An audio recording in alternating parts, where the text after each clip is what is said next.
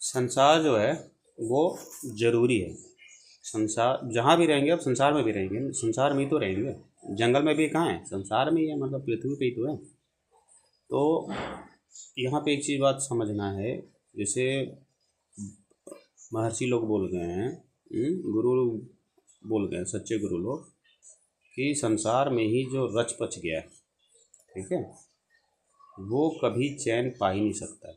और इंसान ऐसा जीव है जिसको फाइनली चाहिए तो चैन, ठीक है। बट अभी देखिए, सारे के सारे ही लोगों को बेचैनी हो रखा है, दुख हो रखा है।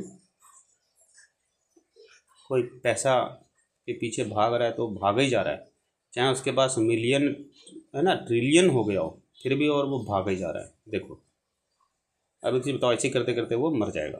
तो चैन तो उसको मिलना ही नहीं है। समझ में आई बात?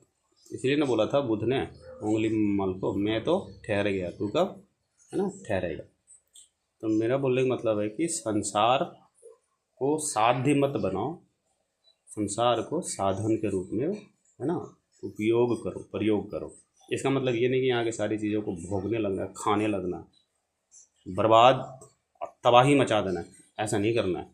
मान लीजिए आपके पास गाड़ी है, तो गाड़ी को क्या करते हो, खा जाते हो, उसे तबाही मचा देते हो। अरे अच्छे से चलाते हो ना, चलाने की चीज़ है ना, तो अच्छे से चलाते हो, सहूलियत से चलाते हो ना।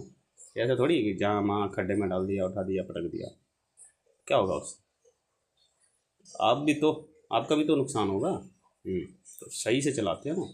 तो संसार की सारी चीज़ें जो भी वस्तुएं हैं, उसको सही से यूज करो, इस्तेमाल करो, और चैन की ओर आगे बढ़ो, ठीक है।